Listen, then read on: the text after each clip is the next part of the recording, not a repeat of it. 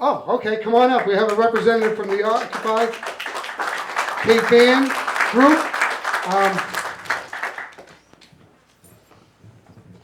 Yeah, it has to go down low again. Hi, everybody. Occupy people over there. My name is Nancy Goodman, and I'm addressing you tonight as a representative and member of Occupy Cape Ann. I thought it was feedback. Occupy Cape Ann is a group of Cape Ann citizens who have organized to align with Occupy movements all over the country. We continue to witness the economic struggles of the 99% of Americans and see those struggles reflected right here in our beloved city of Gloucester. Occupy Cape Ann engages in local outreach and education and acts on issues of local, regional, and national concern. If you're interested in what we're doing, you can find Occupy Cape Ann on Facebook. We see significant parallels between the issues identified by the Occupy movement and what is going on in the fort. The recent buyer of the Bird's Eye property is one of the richest men in America. He seems to expect to use his wealth to develop his property in a way that disregards everything but his own interests. We do not deny him the right to purchase property or to develop it profitably. What we insist on is that his proposed development respect the limits placed on his property by the zoning code. Zoning represents the city's collective vision of property use and therefore the interests of the 99%.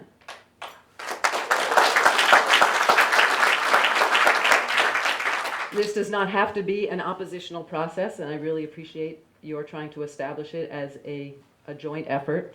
We can work together with Mr. Davis if he will accept the restrictions that are already in place.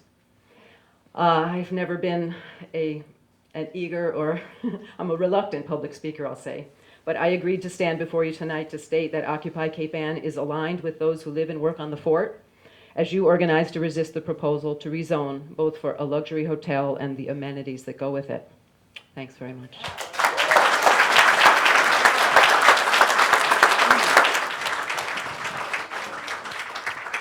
Thank you very much. I apologize for not recognizing you earlier.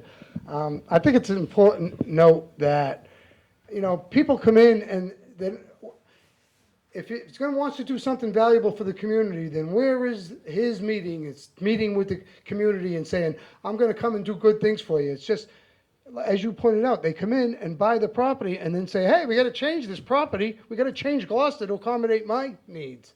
And that just doesn't make sense. I hope anybody.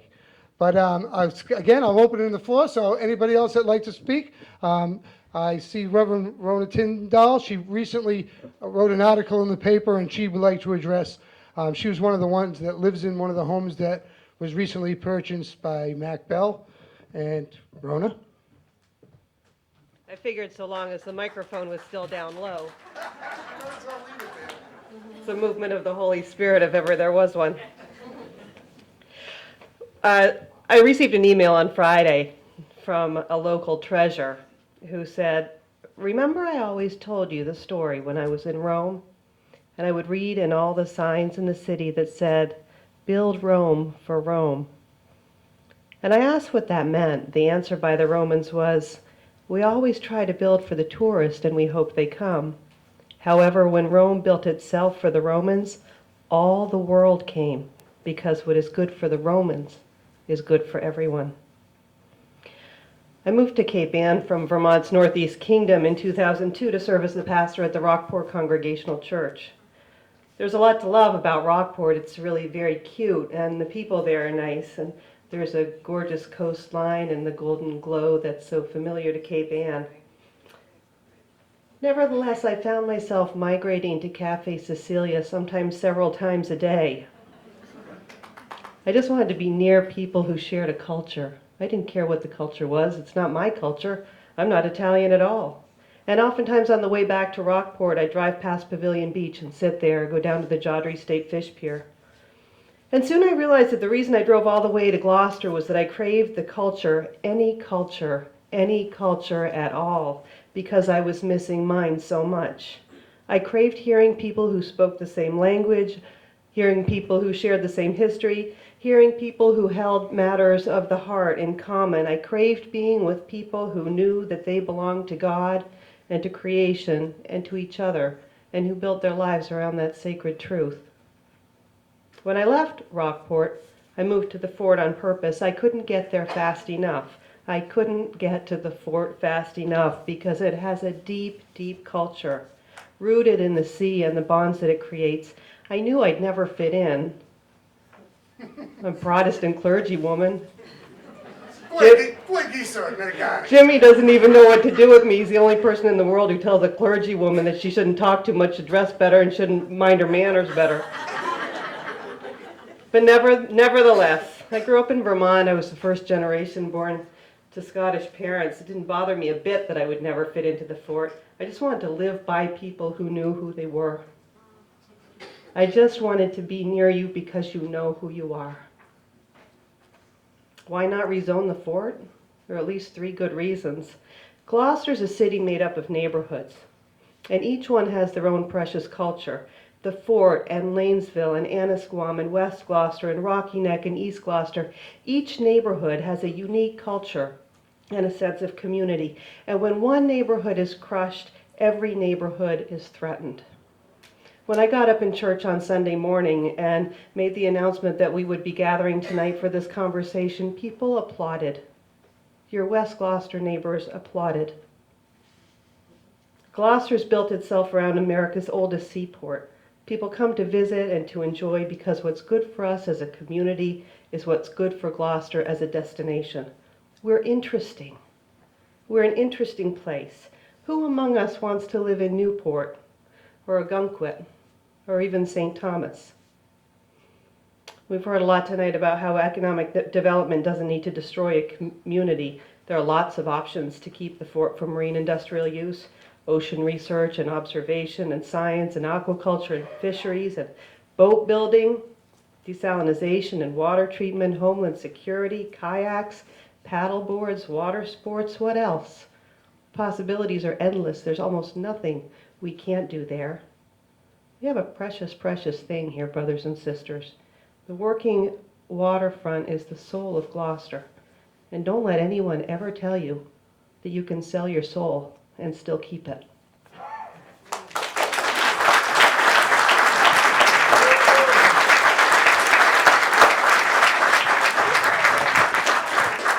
Thank you, Ronan. I hope you people feel the energy of Joe Garland. I hope you people feel the spirit of Charles Olson, who said, "O city of mediocrity and cheap ambition, destroying your own shoulders, its own back." That he knew what was special about Gloucester and hated to see the essence being torn out. And I think there's a rising tide of awareness that we know what we need to preserve. And again, it's going to take everybody. We're going to have to raise awareness. We're going to have to sign petitions. We're going to have to bring to our city council and our mayors and say, this is the better path. These marine industrial uses are out there. Let's hire somebody. Let's go get them. Let's make Gloucester a hub of maritime innovation that it should be.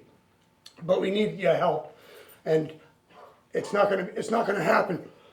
Excuse me. It won't happen without everybody doing a little bit of something. Call your councilors. If everybody says, we want to keep Gloucester, Gloucester, then it's going to be on the city council and the mayor to say, okay, this is what our constituents want. This is what Gloucester wants. And they're going to have the strength and the conviction to do the right thing. So keep the people, keep the awareness there. Don't listen to the lies that it's just about the fort, or the fishing industry's never coming back. Of course it's never going to come back to boats 5 deep at the wharf. We know that, but we still have to protect what we do have. It's essential. Anybody else would like to speak to any issues? John? Excuse me? Oh, I'm sorry, Dick. Announce your name. Hi, my name is Dick Belair, and I am part of the Occupy movement here in Cape Ann, and I just have something I'd like to read. We're all here tonight to serve a purpose, and that purpose is not just to ostracize and to degrade an individual for his efforts, but I can't help but think there's a lot of you who feel that that is generally something that should be done. For it is my opinion that This person would love to have you believe that all of what you know about the history of this area means nothing. It is irrelevant. He would love for you to believe that the fishing industry is already dead, and there is a need to just move on. Just do it, he might say. Well, he may know a lot about shoes and feet, but he does not know or care about stepping on the toes of some people within this community. He is out first to move the changing of the present zoning. His next steps depend on his being able to accomplish that first step. We need to make that first step impossible to take. I moved to the area only short of 7 years ago at this point. It was not first apparent to me how much pride surrounded the fishing industry. What first brought this to my mind was a play about the perfect storm at the high school and the pride surrounding the ideals of those few fishermen who went to the sea against all odds to catch their large haul. I came from the play that night with a sense of pride too, one that was brought about by the courage and tenacity of those fishermen. It started by looking at the families of those brave individuals who sailed out with determination and courage each and every time they went out over the entire history of our fishing industry. Any one of you knows much more of the history than I ever will probably, and certainly do now. Any one of you could likely tell me tales heard from long ago that would make me shudder. The descendants of the families are surely hurting. The fishing industry is surely hurting. So now comes along an individual with a song and a promise. There are many of those who hear his promise and think, wow, Moneybags has finally appeared. Let's take our fair share and run. So I have to ask you, what role is your part in the maintaining the heritage that you so proudly keep with this port and these harbors? Are you willing to stand toe to toe with people and face to face with a person who plans to take away portions of your heritage for their own personal gain? So then, Mr. Sitting on the Fence guy, when someone tells you that you cannot sit on the fence anymore, which side will you plant your feet onto? Ask yourself, are you or yours part of the heritage that I see and that from my understanding, and which is not nearly as much as everyone here probably? Will you ignore the pleas of those whose families built the docks and piers and sailed through the gales into the late at night, sometimes not returning? Will you walk away and say that this really doesn't matter? Will you decide that the fight is not worth your effort?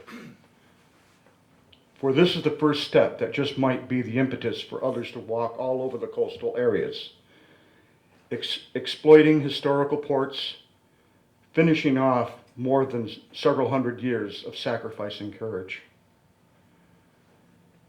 Which was here? Was it the tourist trade, or was it the fishing industry? Yeah, it was certainly not the tourist trade. We have choices because we have voices. It is all about the rich individuals who run conglomerates and who choose either to push past or make an end run around your concerns. They don't need the waterfront area for their development, but they will take it if you let them do so.